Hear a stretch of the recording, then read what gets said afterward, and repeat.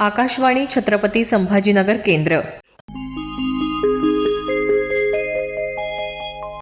ध्वनी चित्र.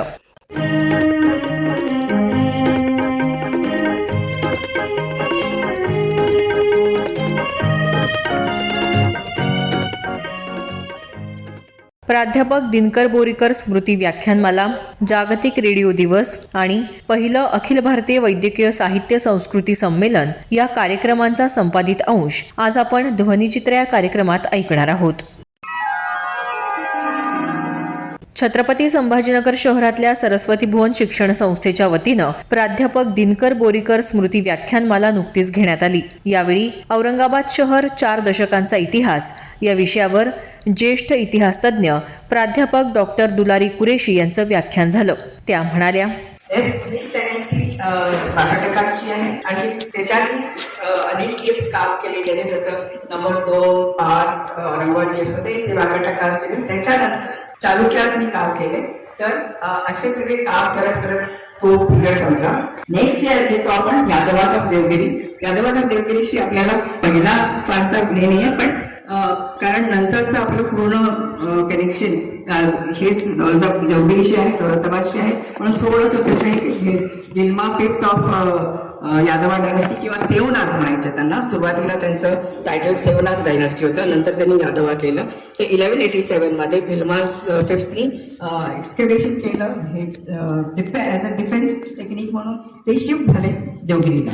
आणि देवगिरीला त्यांनी आणखी त्यावेळेस तिथे यादवा डायनेस्टीच्या वेळेस अतिशय समृद्ध डायनेस्टी होती. त्यांनी ऑफकोर्स नंतर मग ते जसे अलाउद्दीन खिलजी वगैरे एक बाहेर एंटर व्हायला लागले, तसे ते शेवटी समथिंग लाईक 1271-1280 मध्ये फायनली हारून अलाउद्दीन खिलजीच्या सक्सेसर्सनी पूर्ण कॉन्कर केलं. ते आणखी देवगिरी यांच्या हातात गेलं. यांनी त्याच्यानंतर मोहम्मद बिन तुगलक आले. त्यांनी त्यांची जी राजधानी आहे ती ट्रान्सफर केली इथनं दिल्ली टू दौलताबाद. आता एक तुम्हाला सांगायचं, जेव्हा त्यांनी ट्रान्सफर केली तर मॅनेजमेंट इतकी परफेक्ट होती त्यांची, म्हणजे त्या काळात तुम्ही इमॅजिन करा, आज आपण मॅनेजमेंट शिकतोय तरी पण आपल्याला मॅनेजमेंट डोक्यात शिरत नाही. पण त्या काळात मॅनेजमेंट न शिकून त्यांनी जे पूर्ण रूट जो आहे दिल्ली टू दौलताबादचा पूर्ण रूट मध्ये काही प्रत्येक अंतरावर सराईज बनवले, मस्जिद बनवले, हाऊस बनवले, मार्केट प्लेस बनवला. आणखी पूर्ण रोडवर झाडं लावली होती. म्हणजे सगळ्यांना शेडमध्ये कुठे ऊन पण नाही लागणार, म्हणजे आपल्या सब्जेक्टला ऊनही लागू नये म्हणून त्यांनी सगळीकडे झाडं लावली. तर त्या शेडमध्ये त्यांनी ट्रॅव्हल केलं. मार्केट प्लेस होतं आणि काही स्कॉलर्सने असंही लिहिलंय की हे फ्री मार्केट प्लेस होतं, म्हणजे त्यांना खायला प्यायला सगळं फ्री होतं, त्यांना पैसे द्यायला लागले नाही. काही स्कॉलर्सनी लिहिले, सगळ्यांनी नाही लिहिलंय. 1-2 लोक वाचले म्हणून मी त्यांचं सांगून टाकलं तुम्हाला. तर असा जो मॅनेजमेंट आहे, म्हणजे अगदी सुंदर जो मॅनेजमेंट त्यांनी केला की फुल ट्रॅव्हलिंग त्यांनी पूर्ण लोक जे ट्रॅव्हल करतायत तर त्यांच्याकरता सराईस वगैरे पण ठेवले, राहायची व्यवस्था केली, खायची व्यवस्था केली, सगळ्या प्रकारची व्यवस्था केली त्यांनी. तर ते जे इथे पोहोचले, मला वाटतं तुगलकांच्या वेळेस अनेक लोक तिथे पोहोचले, सगळ्या जाती धर्माचे सगळे लोक पोहोचले. आणखी तिथे लोकल लँग्वेज जी होती, दौलताबादला त्यांनी नाव ठेवल्यानंतर दौलताबाद, त्याची लोकल लँग्वेज जी होती ती मराठी होती, कानडी होती आणि तेलुगू होती. या 3 लँग्वेजेस लोकल लँग्वेजेस होते. पुष्कळ त्यावेळेचे इन्स्क्रिप्शन कानडीमध्ये लिहिलेले आहेत, नंतर मराठीमध्ये लिहायला लागले. तर हे जे इन्स्क्रिप्शन म्हणजे पूर्वीच्या यादवांच्या वेळेस कानडी आणि तेलुगू जास्त बोलायचे आणि त्यांचे लिटरेचर पण कानडीमध्ये आहे, आणखी इन्स्क्रिप्शन पण कानडीमध्ये आहे. तर लोकल लँग्वेजेस हे 3 लँग्वेजेस होते. त्याच्यानंतर ह्याच्याबरोबर मोहम्मद तुगलक बरोबर जी लोक आली ती टर्की लोक होती, अफगाणी होती, अरब होती आणि फारसी लोक होती. त्याच्याबरोबर अजून जी लोक आले ते पूरबी होते, पूरबी लँग्वेज बोलायचे, आणखी अवधी बोलायचे आणि ब्रिज भाषा, हे 3 भाषा बोलायचे. तर ह्या सगळ्या भाषांना एक बरोबर व्हायला लागले आणि सगळ्या बाजारात त्यांचं कन्व्हर्सेशन तर व्हायचं. आता काय कसं कन्व्हर्सेशन करते, म्हणजे एवढ्या वेगळ्या लँग्वेजेसमध्ये त्यांनी कसं एकमेकांना कम्युनिकेट केलं, कसं त्यांना बाजारमध्ये त्यांना कसं अंडरस्टँड केलं. तर हळूहळू त्या लँग्वेजमधनं त्यांनी एकमेकांना ह्युमन बिंग्स आहे तिथे, मार्ग तर काढतात ते. तसाच त्यांनी मार्ग काढून त्यांनी नवी लँग्वेज डेव्हलप केली, ज्याला आज आपण उर्दू म्हणतो. तर उर्दूचा जन्म कुठेही झाला नाही, तो आपल्या दौलताबादमध्ये उर्दूचा जन्म झाला. That is crude Urdu language, it was not refined language. जसं ते हळूहळू लँग्वेज डेव्हलप झालं आणि जसे लोक दिल्लीला गेले, दिल्लीला लँग्वेज ही रिफाईन झाली. म्हणजे एकदम क्लासिक लँग्वेज जे आपण उर्दू आज ऐकतो ते दिल्लीला जाऊन रिफाईन झाली. आय मीन आपण क्रेडिट देतो दिल्लीला की त्यांनी ती रिफाईन केली, पण जन्म कुठे झाला? इथेच झाला, आपल्या देवगिरीला. तर त्यामुळे we are proud that a language has been develop which is, आज जर पाहिला तर Urdu language has some kind of weightage. जर बोलायला लागलं ते लँग्वेज तर अतिशय सुंदर भाषा आहे ती. तर ती भाषा ऑफकोर्स तिथे डेव्हलप जरी झाली तरी मी जसं म्हणते की जन्म त्याचा इथेच झाला होता.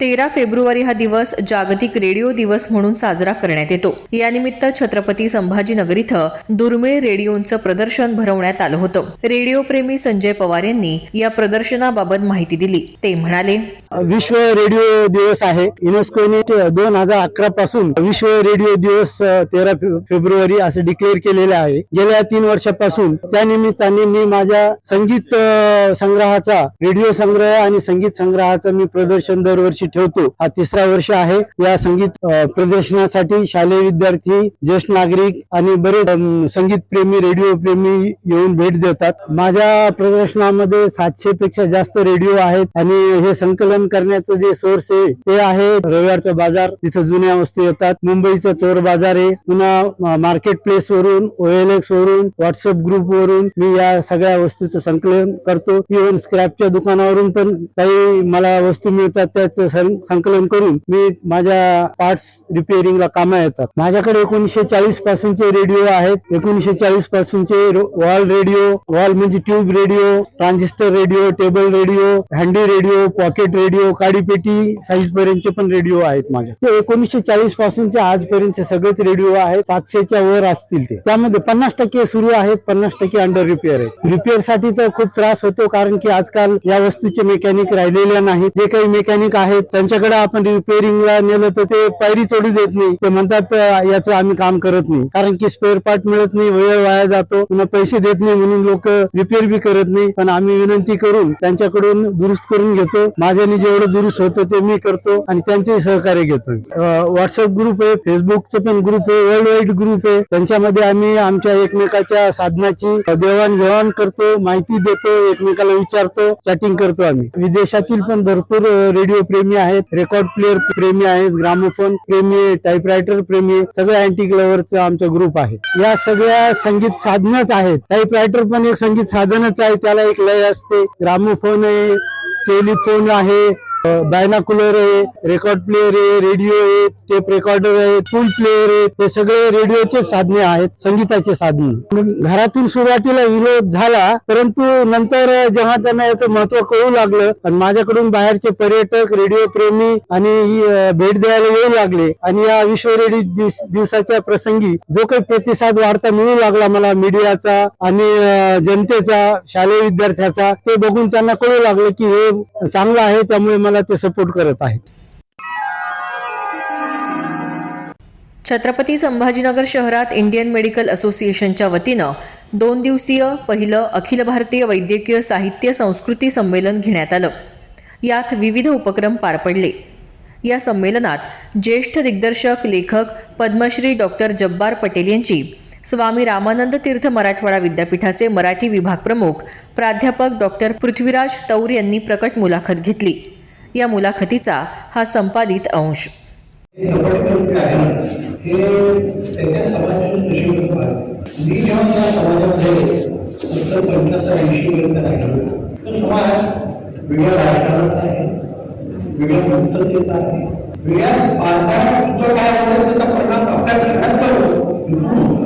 रंगभूमी हे जे माध्यम आहे हे लेखक त्या काळामध्ये विशेष देऊनसारखा एक अतिशय प्रतिभावंत पुढचा काळ बघणार असा एक लेख. नशिबानं मला त्याची नाटकं मिळाली आणि ती नाटकं अशी होती की ती नाटकं तेवढं अशी वाक्य म्हणजे एका मुलगी कोकणातली बरीच मुलं येतात बघायला, पण कोणाची पसंतच पडत. त्या मुलीला आपण चांगल्या नाही म्हणजे काही कळत नाही. ती साडी नेसली, तिने ओढ ती नेसली, चालताना बघताना परत परत चालली आहे, तिला काही कळणार. घरात एकटी मुलगी आहे आणि एवढी चालली, कोणाला आवडतच नाही. तर वडिलांनी काही शाळेत वाटतं तर एक पाहुणा त्या ठिकाणी राहतात, तो म्हणजे औषधासाठी निवडणुकांनी लिहिलेलं नाटक अशी वाक्य आहे. होतं तुमच्या वाचनामध्ये औषधाने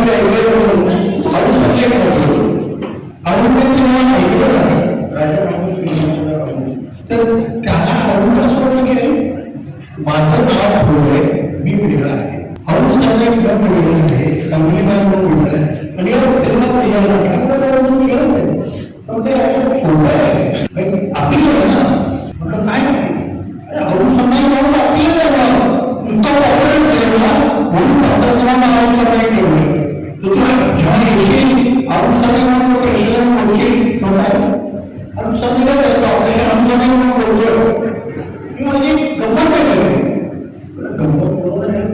काय पात्र आहे की मुझे आवडत नाही, तिला सांगायचं सौंदर्य वगैरे हे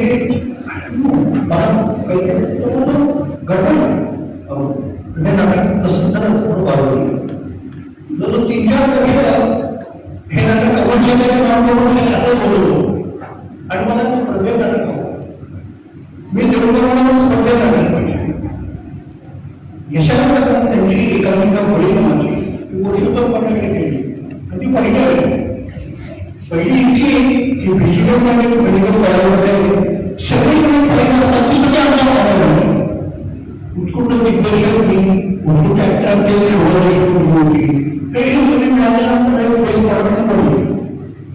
तर ते पाहायला त्यांचं प्रत्येक आणखी अनुभव त्याला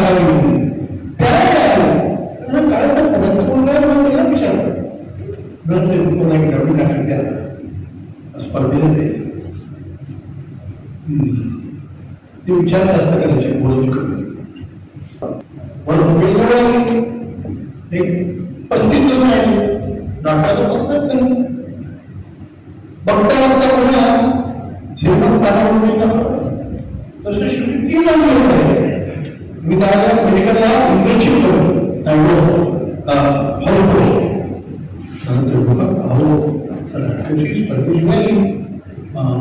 एक काम करा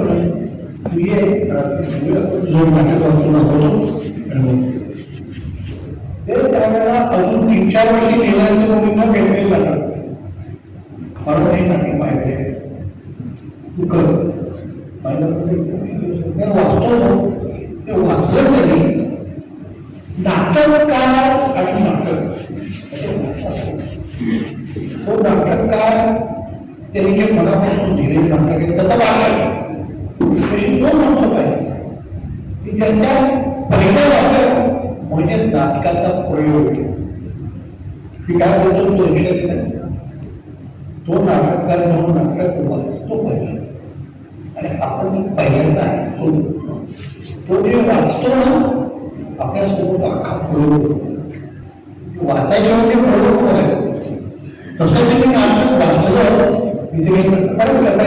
किती प्रयोग केले आणि ते नाटक केलं आणि पुन्हा त्यांची 90% कार्यक्रम फक्त अशीच बघायला त्यामुळे त्यांना प्रॅक्टिस करायला होतो आणि तरीही वेळ काढून नाटकाच्या प्रयोगाला बांधणी करून जायची आणि ती पण प्रॅक्टिस बघायची. जनरल प्रॅक्टिस होती, हॉस्पिटल नव्हतं. त्या नाटकाची मी 250 प्रयोग केले. ध्वनिचित्राचा हा कार्यक्रम आकाशवाणी छत्रपती संभाजीनगर केंद्राच्या प्रादेशिक वृत्त विभागाने सादर केला. सादरकर्ते समरजित ठाकूर, निर्मिती सहाय्य धनंजय ब्रह्मपूरकर.